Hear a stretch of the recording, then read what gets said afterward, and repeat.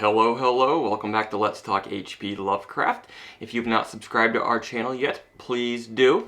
Today, continuing our journey through the complete fiction of author H.P. Lovecraft with another novella review. Yeah, I've gotten into some of the longer stories from his collection. This one is The Whisper in Darkness. It's about 26,000 words long, take you 2 or 3 hours if you're doing an audiobook version. It was written in 1930, not published until August 1931 in Weird Tales. So, this is an interesting one, guys. Begins with flooding in Vermont, where strange winged creatures with crab hands and feet are floating down the river in Vermont. A professor from Miskatonic University in fictional Massachusetts, Albert Wilmarth, who is skeptical of these stories about these creatures, figures they're just dead cows floating or something like that. He begins receiving communications from a man in Vermont named Henry Akeley, and he says that these creatures are living in the hills behind his house. The creatures, they besiege Akeley's farmhouse by night, whispering and annoying the dogs and leaving tracks. He's documenting their encounters, or his encounters with him rather, through writing letters. He's even taken some photos of the crab claw mark tracks, and he even made an audio recording on a primitive wax wax record player cylinder. Some of the correspondence they're beginning to find is not actually reaching Wilmarth in Massachusetts. So it becomes clear eventually that there are human spies who are working to keep the crab people's secrets secret.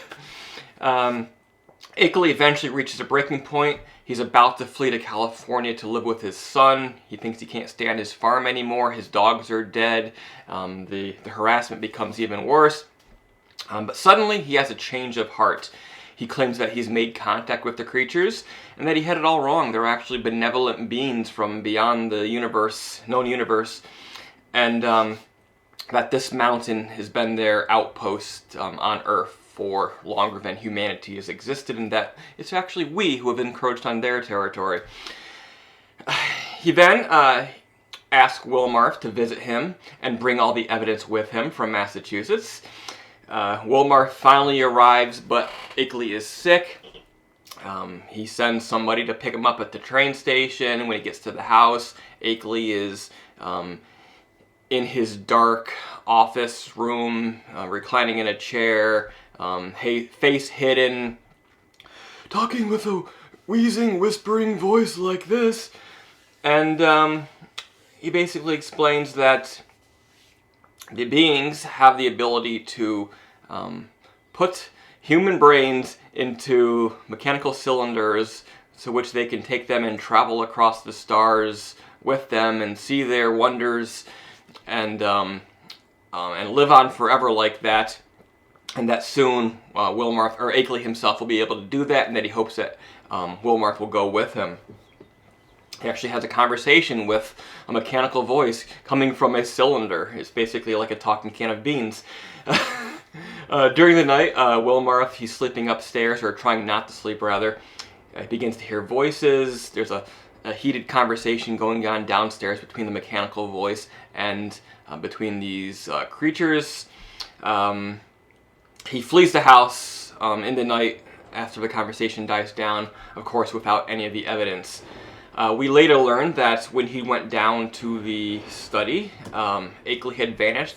Left behind in his chair were his clothing, but also his face and his hands. And also in the chair was one of the mechanical brain cylinders. Akeley, the implication was, had already been replaced by one of the creatures, and that entire conversation had taken place with a machine rather than with Akeley himself, who was already gone.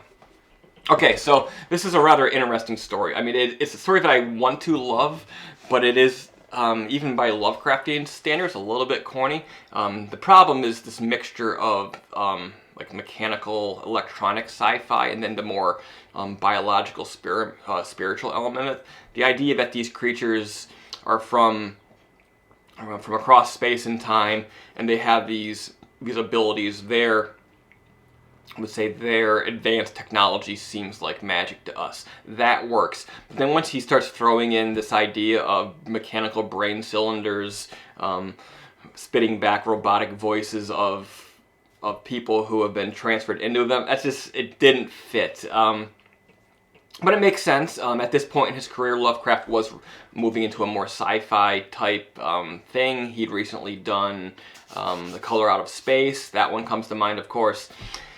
So it's not all bad, but it ultimately ends up being a little bit disappointing in the end. But I love all the build-up stuff, the mythology elements, and the skepticism about the mythology, but then begin to see hints of the mythology coming true, the idea that these beings are actually living in these deep, dark dells in the Vermont woods that have been mostly untouched for all of human history.